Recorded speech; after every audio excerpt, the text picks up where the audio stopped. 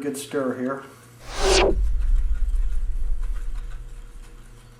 And I'm going to put a little bit in this cup, and I'm not even going to fill it a quarter of the way up because I don't think we're going to need it for this one keychain. Probably would be a good idea to make 4 or 5 of these at a time.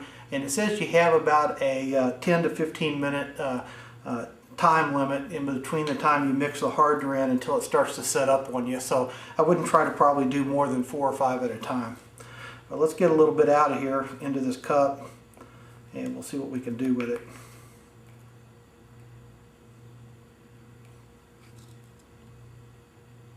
Try not to make too big a mess here. And I know probably going to end up throwing a little bit of this away, but I would rather mix up too much than not enough and have to start over again. I'm going to put 1 more, maybe 2 more spoonfuls or whatever in there, and we'll see if that's going to be enough.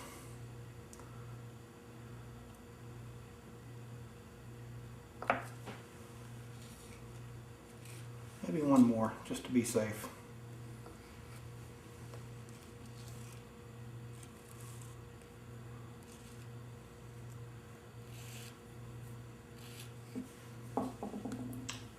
And I'm going to put the lid back on this and set it aside.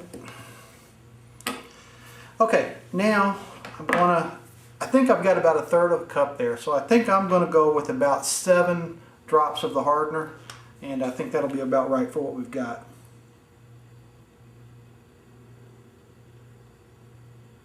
Let's just go with 5. Don't want to overdo it. And of course, now that we've got the hardener in it, we want to stir it real good.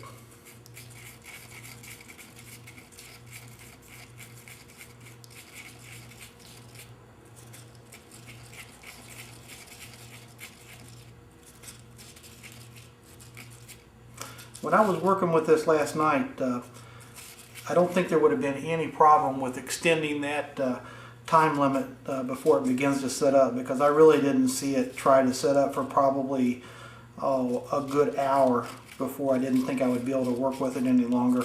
Even after I had filled in those first 2 keychains, I kept checking it every few minutes just to try to get an idea of how fast it was getting hard. So might have been the amount of hardener I used, I don't know.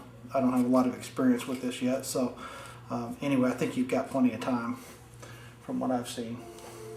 Now, I've taken one of these popsicle sticks and I've kind of made a point out of it because we've got a couple of places on this keychain that are pretty small, and I want to be able to flood these areas real good with this material. Now, what you want to do when you're putting this inlay material in is you want to overfill everything, because what you want to do is make a mess on the top and then sand it back flush when you get done.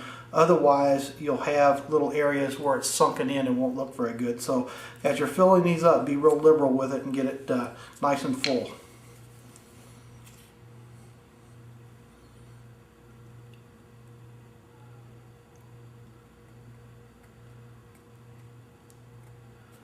And probably what I'm going to do is fill each one of them up and then go back and shake it a little bit and let it settle, and then whatever settles out I'll add more wherever I think I need it.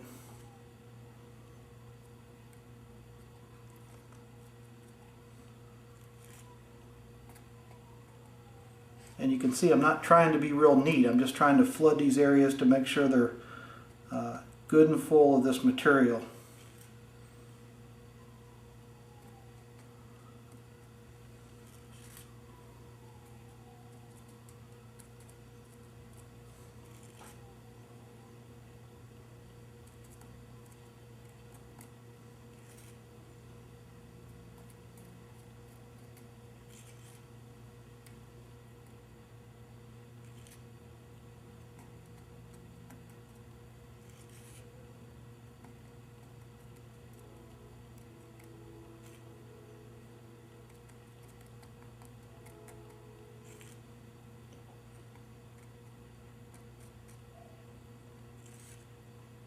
And you can see I probably made about twice as much as I actually needed. It's still kind of hard for me to judge how much I really do need. And again, I'm not trying to be neat here, I'm just making sure everything's full. because we're going to go back and sand all this off when it gets hard.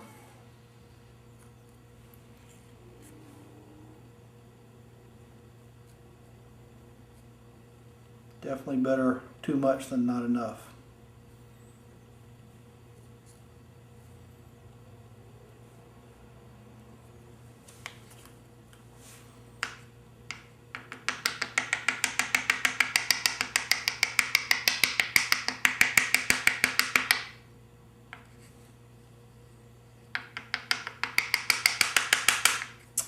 Okay, that's the process of mixing it up, putting the inlay material in, and again, it'll take several hours now before I can go back and sand that down.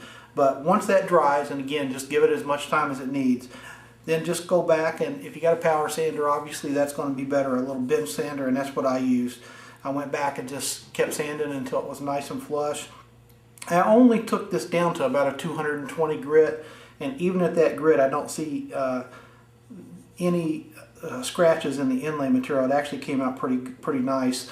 And when I finished, I gave it a coat of the lemon oil like I do all my projects, and then sprayed it with some Krylon clear acrylic, and it came out real nice. So that's what I wanted to show you tonight.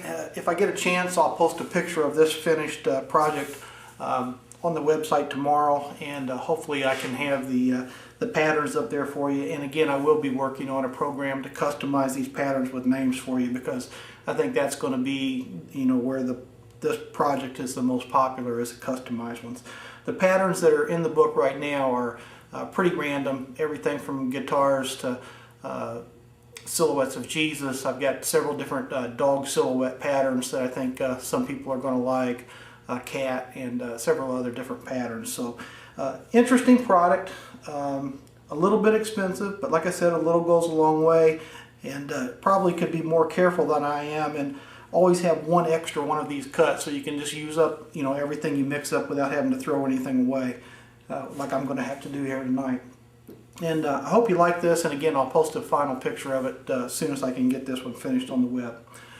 I'm Steve Good. Thanks for watching this video, and we'll see you next time here at the Scroll Saw Workshop.